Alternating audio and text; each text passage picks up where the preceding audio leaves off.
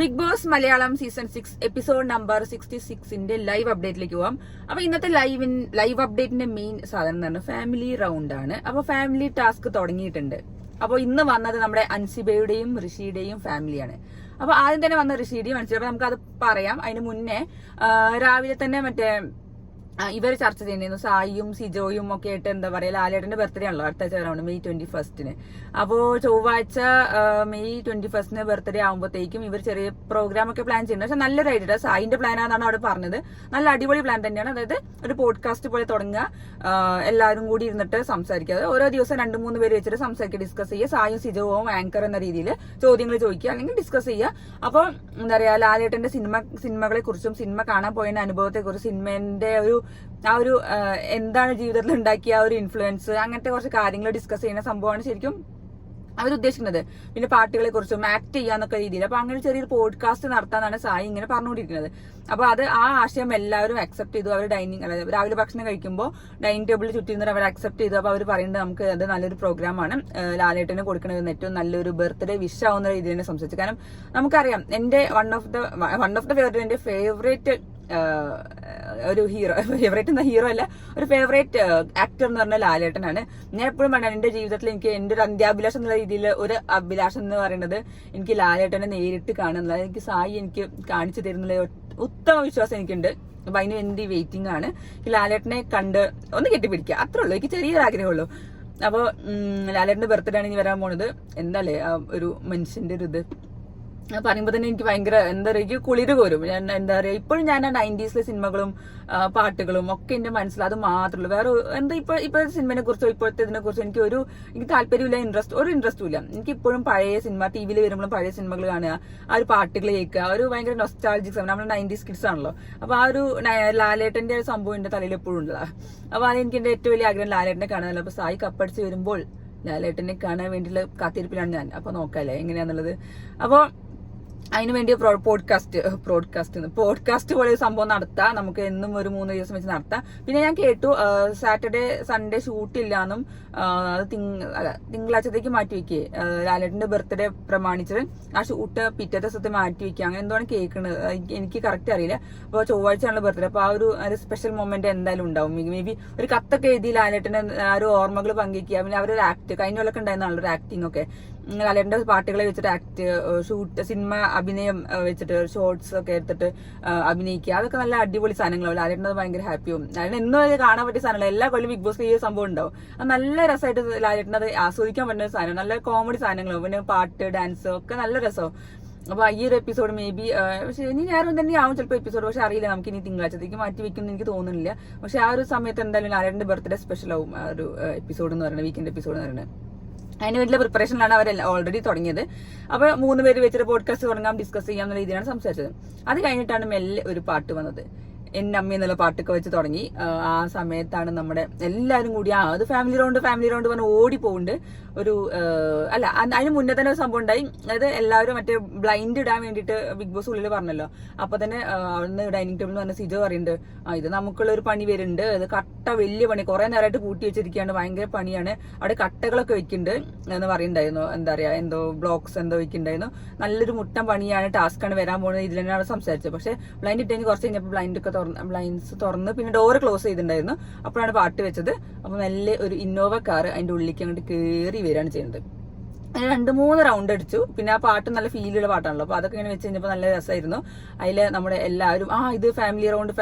പിന്നെ അതിന്റെ ഇടയ്ക്ക് എല്ലാവരും ചിലവർ, സായിക്കാണ് ഏറ്റവും വലിയ ഹാപ്പി ചെയ്ത് കാറ് വന്നല്ലോ. ഇത്രയും കാലം കാറ് കാണാത്ത സായി ഇന്ന് കാറ് കണ്ടു. സായിന്റെ ഉള്ളിലുള്ള ആ സീക്രട്ട് ഏജന്റ് പുറത്ത് ചാടിയോ ഇല്ലേ എന്നുള്ളത് നമുക്കറിയില്ല. അപ്പോൾ ആ കാറ് കണ്ടപ്പോൾ സായി എന്റെ അമ്മോ എന്നുള്ള രീതിയിലാണ് സംസാരിച്ചത്.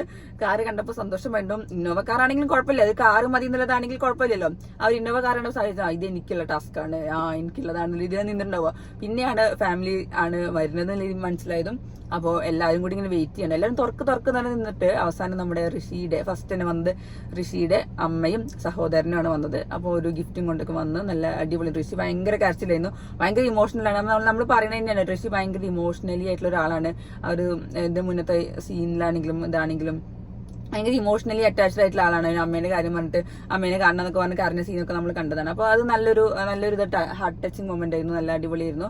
പിന്നെ അനിയനെ കണ്ടു, പിന്നെ അവരൊക്കെ ഇന്ന് റൂമിൽ ഇങ്ങനെ സംസാരിക്കുക, പിന്നെ എല്ലാവരും കൂടി ഇന്ന് വർത്താനം പറയാം, നല്ലൊരു വൈബ് തന്നെയായിരുന്നു. എല്ലാവരും നല്ല അടിപൊളിയാണ്, കാരണം എല്ലാവരും നല്ല രസമായിട്ട്, കാരണം ആദ്യത്തെ ഫാമിലിയാണ് വന്നത് ഋഷിന്റെ. അപ്പൊ തന്നെ അവർക്ക് എല്ലാവർക്കും ഭയങ്കര എക്സൈറ്റഡ് ആയി. അപ്പൊ തന്നെ നമുക്ക് അറിയാം എന്തൊക്കെ ഉണ്ടാവുക എന്നുള്ളത്, എല്ലാം പുറത്തത്തെ കാര്യങ്ങൾ അറിയാനും പിന്നെ ഫാമിലിനെ കുറെ ആയിട്ട് കാണാതിരിക്കുകയാണല്ലോ. അപ്പം അവരൊക്കെ പറഞ്ഞാല് ഒരു 70 ദിവസം, പിന്നെ 66 ദിവസമായില്ല, 65 ദിവസത്തോളം കാണാതെ പെട്ടെന്ന് കാണുമ്പോൾ സന്തോഷം, എല്ലാവരും മുഖത്തും കാണാം. എല്ലാവരും നല്ല അടിപൊളിയായിട്ട് സംസാരിക്കണേന്നു, വട്ടത്തിൽ നിന്ന് സംസാരിക്കുക, സ്വകാര്യമായിട്ട് ഇന്ന് സംസാരിക്കണേന്നു, കളീനെ കുറിച്ചും ഗെയിമിനെ കുറിച്ചും എല്ലാം നല്ല അടിപൊളിയായിട്ട് പറഞ്ഞു. പിന്നെ ഇങ്ങനെ സംസാരിച്ചു. അപ്പോഴാണ് സായി പെട്ടെന്ന് ടെൻഷൻ അടിച്ചത്. അയ്യോ എന്റെ അച്ഛൻ വരല്ലേ എന്ന് പറഞ്ഞു നിന്നത്. നമുക്ക് സായിയുടെ അച്ഛൻ വരുമോ ഇല്ലേ എന്നുള്ളത് നമുക്ക് കണ്ടറിയാം. അപ്പോൾ ഫുള്ള് ടെൻഷൻ അടിക്കേണ്ട ഒരു കാര്യമില്ല എന്ന് ഞാൻ പറയുന്നത്. നമുക്ക് എനിക്ക് അറിയുന്ന കാര്യം തന്നെയാണ്, നമ്മള് ഇന്ത്യയും സായിന്റെയും ഇതിലുള്ള അറിയുന്ന കാര്യം തന്നെയാണ്. ഒരു പ്രശ്നമോ ഒരു സംഭവം ഒന്നുമില്ല. സായിക്ക് ടെൻഷൻ അടിക്കാൻ മാത്രം ഒരു സംഭവം അവരുടെ ഇടയിൽ ഇല്ല. ഒരു സംഭവം ഇല്ല എന്ന് പറഞ്ഞാൽ ഒരു സംഭവമില്ല. ഒരു ജസ്റ്റ് ഒന്ന് സംസാരിച്ചാൽ തീരുന്ന ഒരു കാര്യം മാത്രമല്ല, സംസാരിക്കുക അത്ര തന്നെ ഉള്ളൂ. സായി ഫുള്ള് ടെൻഷനിലാണ്. അയ്യോ എന്റെ അച്ഛൻ ആരെ കൊണ്ടുവന്നാലും, എന്റെ ഭാര്യനെ കൊണ്ടുവന്നാലും, ഫ്രണ്ട്സിനെ കൊണ്ടുവന്നാലും, വീട്ടുകാരെ കൊണ്ടുവന്നാലും എന്റെ അച്ഛനെ കൊണ്ടുവരരുത്, അച്ഛനെ കൊണ്ടുവന്നാൽ ഞാൻ ആകെ തകരും. എന്തോ അച്ഛനെ പോലെ ഭീകരജീവിയൊക്കെ ആയിട്ടാണ് കാണുന്നത്. എന്തിനാണ് ഇതെന്ന് എനിക്ക് മനസ്സിലാവണേ ഇല്ല. ഇത്ര വലിയ ക്രൂരനായ രീതിയിലൊക്കെയാണ് സായിയോട് പറയുന്നത്. പക്ഷെ ആള് പാവമാണെന്നുള്ള നഗ്നമായ സത്യം സായി അറിയണം എന്നുള്ളതാണ് എന്റെ ഏറ്റവും വലിയ ആഗ്രഹം. നമുക്ക് നോക്കാം ഇനി സായിന്റെ ഫാമിലിയിലുള്ള ആരൊക്കെ വരിക എന്നുള്ളത്. അപ്പോൾ അത് കഴിഞ്ഞിട്ട് പിന്നെ നമ്മുടെ കുറച്ച് കഴിഞ്ഞപ്പോഴാണ് അൻസിബയുടെ അടുത്ത കാറ് വന്നു. മറ്റേ അച്ചുവിന്റെ അമ്മയിലെ പാട്ട വെച്ചത്. അപ്പൊ അൻസിബ ഓൾറെഡി പറയുന്നുണ്ടായിരുന്നു ആ മദേഴ്സ് ഡേന്റെ പറഞ്ഞപ്പോ, അച്ചുവിന്റെ അമ്മയെ പോലെയാണ്, ആ ഒരു സിനിമയിലെ ഒരു കഥ പോലെയാണ് നമ്മുടെ ലൈഫ് എന്ന രീതിയിലാണ് അവിടെ അൻസിബ പറഞ്ഞുകൊണ്ടിരുന്നത്. കാരണം മേ ബി അച്ഛനായിട്ടുള്ള കാര്യങ്ങൾ പറഞ്ഞു വെച്ചിട്ടും, പിന്നെ ഇവര് അമ്മ മക്കളെ ഒറ്റയ്ക്ക് വളർത്തിയ രീതിയൊക്കെ വെച്ചിട്ട് തോന്നുന്നു അച്ചുവിന്റെ അമ്മയാണ് ഞങ്ങളുടെ ജീവിതം എന്നുള്ള രീതിയിലാണ് അൻസിബ അവിടെ സംസാരിച്ചുകൊണ്ടിരുന്നത്. അപ്പോൾ ആ കറക്റ്റ് അച്ചുവിന്റെ അമ്മയിലെ പാട്ട്, മറ്റേ എന്തു പറഞ്ഞാലും നീയല്ലേ പറഞ്ഞ പാട്ട് വെച്ചപ്പോൾ തന്നെ അൻസിബയ്ക്ക് മനസ്സിലായി ഇത് എന്റെ വീട്ടിൽ നിന്നാണെന്നുള്ളത്. അൻസിബ നേരെ ഓടിച്ചെന്ന് നോക്കിയപ്പോൾ ഉണ്ട് മറ്റേ അൻസിബന്റെ ഉമ്മയും അനിയനും വന്നിട്ടുണ്ടായിരുന്നു.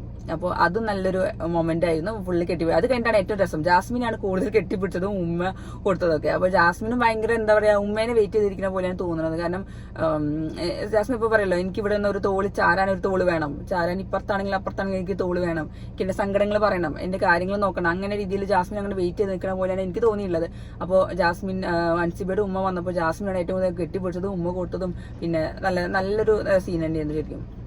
അപ്പോൾ അങ്ങനെ അവർ തമ്മിൽ ഭയങ്കര സംസാരം നല്ല അടിപൊളിയായിരുന്നു. പിന്നെ ഒറ്റയ്ക്ക് സംസാരിച്ചാണെങ്കിലും എല്ലാവരും നല്ല ഒരു പോസിറ്റീവ് വൈബ് തന്നെ കൊണ്ടുവന്നത്. പക്ഷെ നമുക്കറിയാം അൻസിബന്റെ ഒരു നെഗറ്റീവ് ഇമേജ് സത്യം പറഞ്ഞാൽ ഈ ഒരു ഉമ്മ വന്നപ്പോൾ ഒരു പോസിറ്റീവ് ആയിട്ടുണ്ട്. നല്ല കാര്യം.